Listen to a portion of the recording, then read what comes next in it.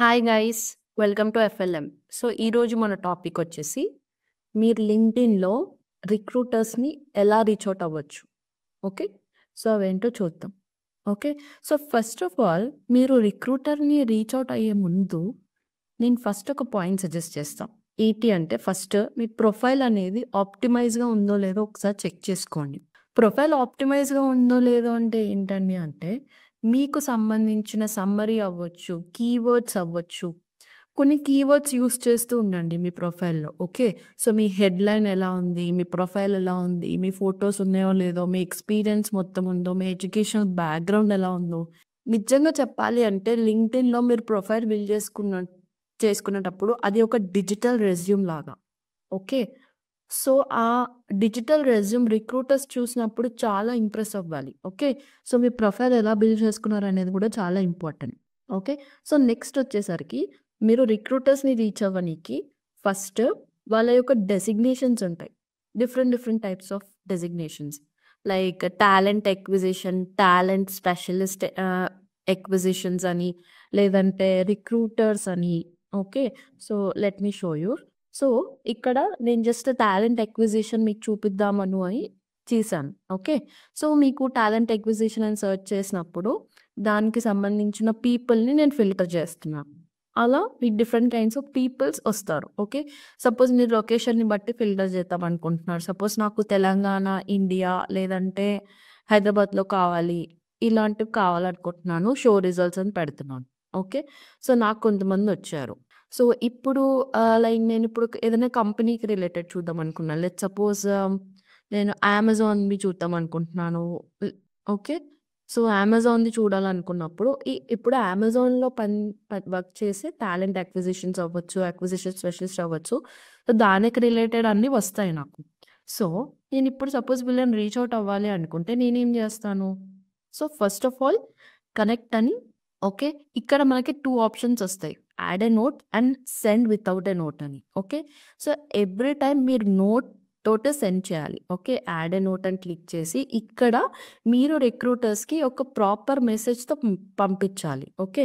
ఆ proper message ఎలా ఉండాలి అంటే, హాయ్ మ్యామ్, లైక్ నేను సో అండ్ సో స్కిల్స్ నేను పొజెస్ చేస్తున్నాను. So and so job opportunity నేను మీ దగ్గర చూసాను. సో, ఒక్కసారి నా స్కిల్స్ దాంతో అలైన్ అవుతాదో లేదో చూసి ఒక్కసారి నా ప్రొఫైల్ చూడండి మేడం. రిక్వెస్టింగ్. ఓకే.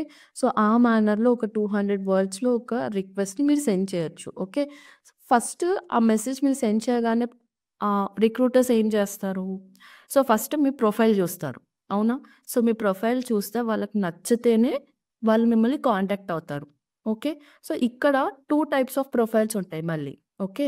సో, మీరు యాక్టివ్‌గా ఒకటి ప్రొఫైల్ మెయింటైన్ చేసుకోవాలి. అంటే మీరు రెగ్యులర్‌గా పోస్ట్ చేయడం గానీ, లేదంటే దేనిపైనన్నా కామెంట్స్ చేయడం గానీ, లైక్స్ చేయడం గానీ ఖచ్చితంగా చేస్తుండాలి. మీ ప్రొఫైల్ మంచిగా బిల్డ్ చేసుకున్నారు గానీ, మీ ప్రొఫైల్ ఎప్పుడో అప్‌డేట్‌లో ఉంది. 2004లో అప్‌డేట్ చేశారు. 2014లో అప్‌డేట్ చేశారు.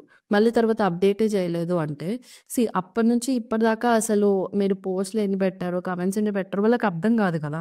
సో, ఖచ్చితంగా మీరు పోస్ట్ చేస్తూ, కామెంట్స్ చేస్తూ యాక్టివ్‌గా ఉంటేనే వాళ్ళకి అర్థమవుతది. ఓకే. సో, నెక్స్ట్ మీరు కన్సిస్టెంట్‌గా లింక్డ్ఇన్‌లో జాబ్ అప్లికేషన్స్ పెడుతూ ఉండాలి. లైక్ ఇప్పుడు డిఫరెంట్ టైప్స్ ఆఫ్ రిక్రూటర్స్ ఉన్న గ్రూప్స్ ఉంటాయి. ఓకే.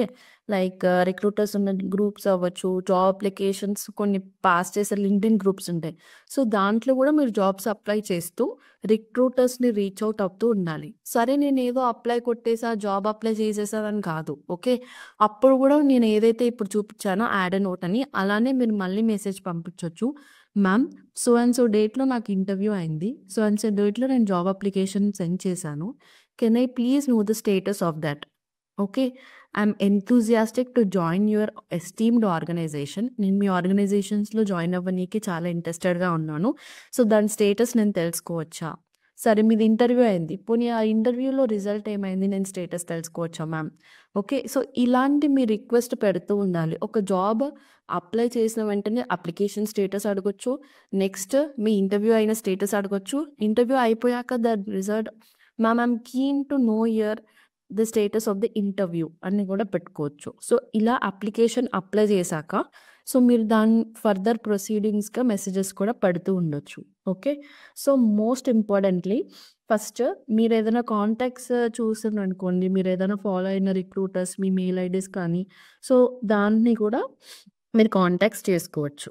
సో, ఇవి some of the tips to reach recruiters in LinkedIn. Okay.